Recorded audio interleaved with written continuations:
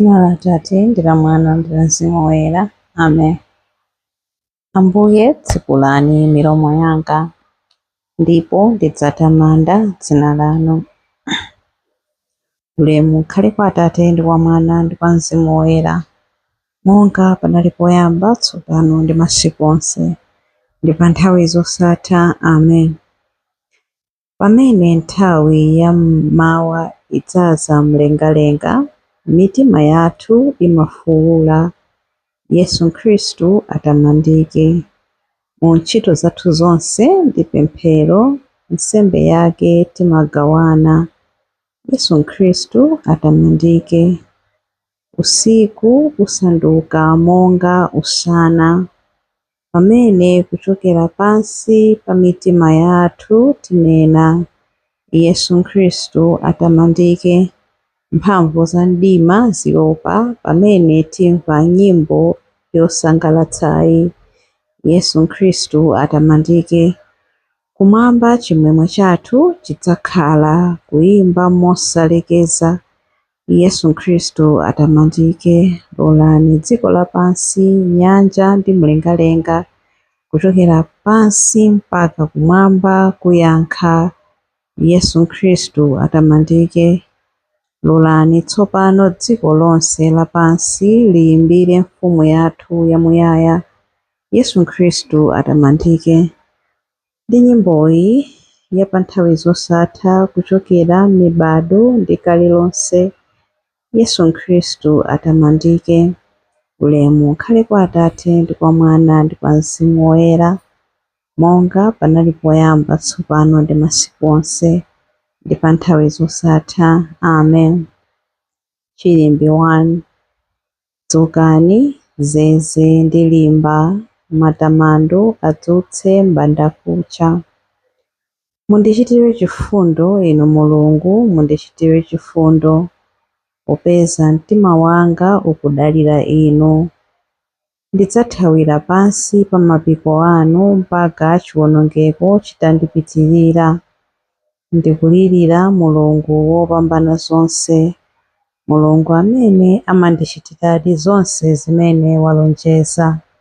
Mulungu adzandiyankha ali kumwamba, ndipo adzandipulumutsa. Iye adzasokoneza amene andipondereza, adzaonetsa chikondi chake chosasinthika, adzaonetsa kukhulupirika kwake. Ndimagona pakati pa anthu olusa amene ali ngati mikango, mano awo ali ngati mikondo ndi mivi, lilime lawo lili ngati lupanga lakuthwa. Inu Mulungu, onetsani ukulu wanu kumwambamwamba, walitsani ulemerero wanu pa dziko lonse lapansi. Iwo aja adatchera mapazi anga ukonde, mtima wanga umavutika kwambiri. Akumba mbuna m'njira yanga, koma agweramo okha. Inu Mulungu, mtima wanga wakonzeka, ndithu mtima wanga wakonzekadi. Ndidzayimba nyimbo yake yotamanda. Lumpha iwe mtima wanga, inu zeze ndi pangwe, tiyeni lilani. Ndidzadzutsa dzuwa ndi nyimbo zanga. Ndidzakuthokozani inu chauta pakati pa mitundu ya anthu. Ndidzayimba nyimbo zokutamandani pakati pa anthu a mayiko onse, pakuti chikondi chanu chosasinthika n'chachikulu chofika mpaka mlengalenga. Kukhulupirika kwanu kumafika mpaka ku mitambo. Inu Mulungu, onetsani ukulu wanu mu mlengalenga monse.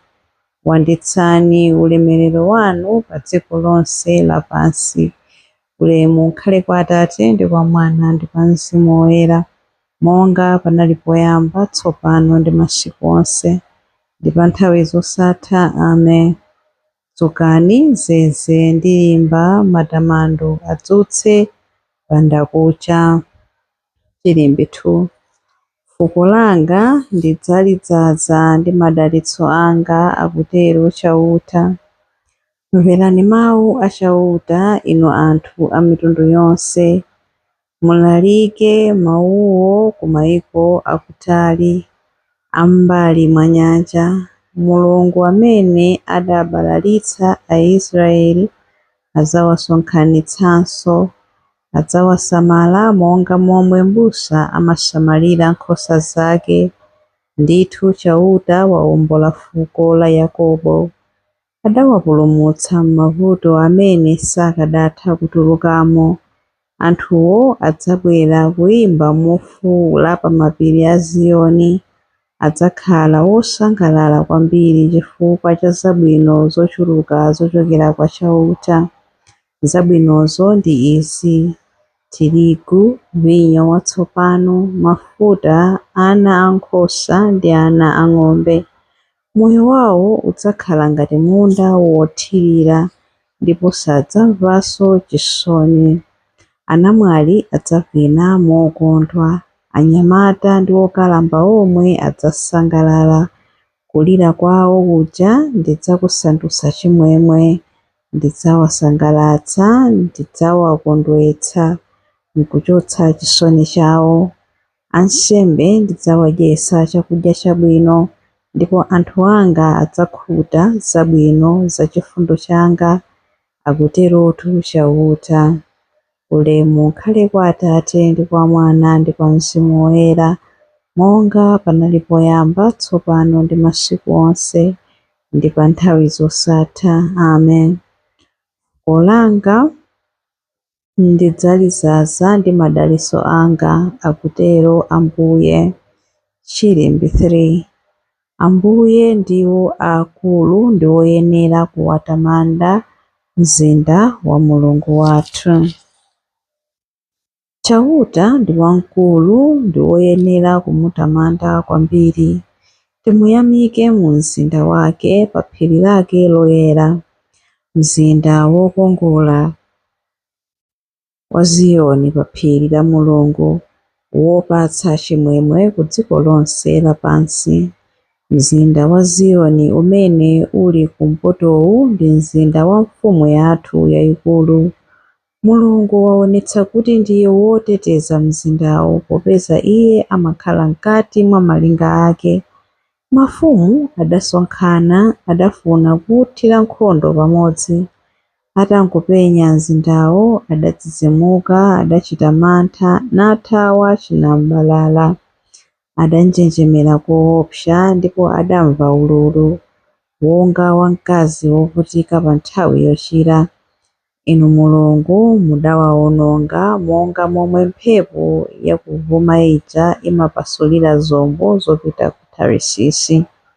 Zimene ife tidamva taziona zomwezo mu mzinda wa chauta wamphamvu zonse, mzinda wa Mulungu wathu, umene adawukhazikitsa mpaka muyaya.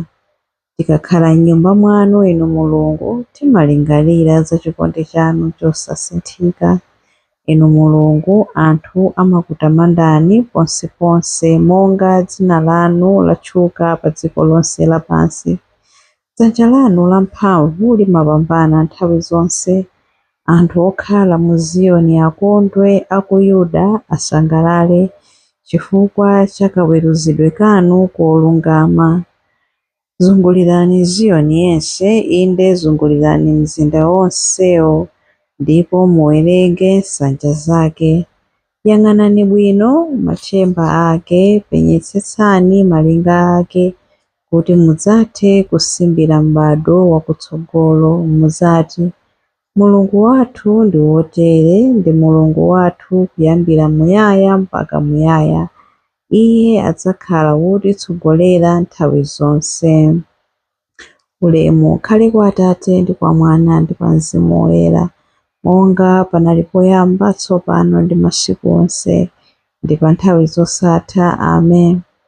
Ambuye ndiwo akulu ndi woyenera kuwatamanda mzinda wa Mulungu wathu. Mawu a Mulungu. Mawu akuchokera mu buku la Yesaya 66 vesi ya 1 mpaka na 2. Chauta akunena kuti, thambo lakumwamba ndiye mpando wanga waufumu, dziko lapansi ndiye chopondapo mapazi anga. Kodi ndi nyumba yotani imene mungathe kundimangira inu? Ndi malo otani amene inu mungandikonzere kuti ine ndizipumulirapo? Zinthu zonsezi ndidazilenga ndine, tsono zonsezi nzanga.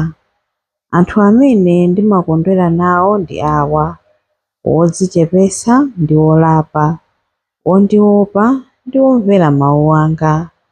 Mawu a Ambuye. Tithokoze Mulungu.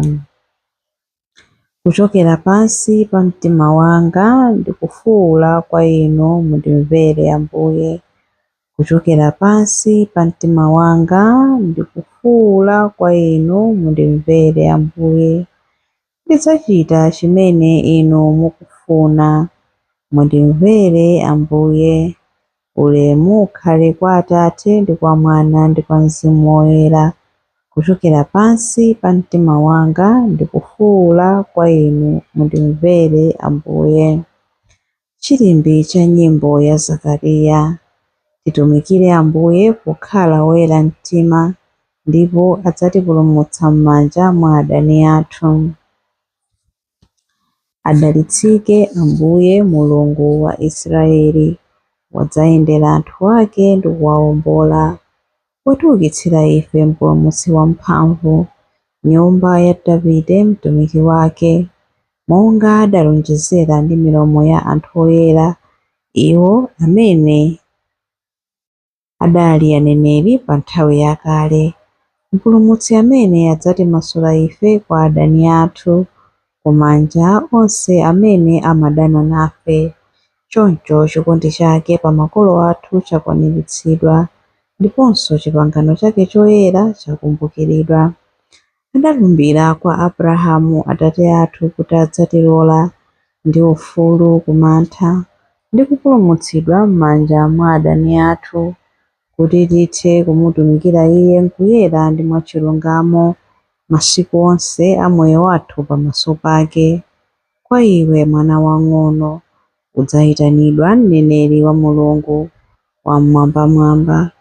Udzapita m'tsogolo mwa Ambuye kuti ukakonze njira zake Iye asanabwere, kuti akadziwitse anthu ake za chipulumutso chawo kudzera m'chikhululukiro cha machimo awo onse. Chikondi chokoma cha mtima wa Mulungu wathu, amene amatiyendera ngati m'bandakucha wakumwamba, adzapatsa kuwala iwo amene ali mdima, iwo amene akukhala mu mthunzi wa imfa, ndi kutitsogolera ife mu njira ya mtendere. Ulemu ukhale kwa Atate ndi kwa Mwana ndi kwa Mzimu Woyera, monga panali poyamba, tsopano ndi masiku onse, ndi pa nthawi zosatha. Amen. Titumikire Ambuye pokhala woyera mtima, ndipo adzatipulumutsa m'manja mwa adani athu. Mapemphero. Ambuye Yesu Khristu akutionetsa kuwala kwa tsiku la lero latsopano. Tiyeni tiwathokoze ponena kuti Ambuye mutidalitse ndi kutibweretsa pafupi nanu. Mudadzipereka nokha ngati nsembe kwa Atate anu kuti mulipire machimo athu. Landirani zolinga zathu ndi ntchito zomwe tidzazigwira lero. Ambuye mutidalitse ndi kutibweretsa pafupi nanu. Mwatipatsa chimwemwe potilola kuti tione tsiku la lero. Lolani nthanda ya kummawa iwalire mitima yathu.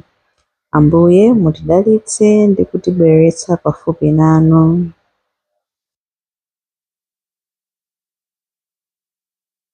Mutipatse mphamvu yodekera ndi kuwapirira anthu onse amene tikumane nawo lero, kuti choncho titsanzire inu.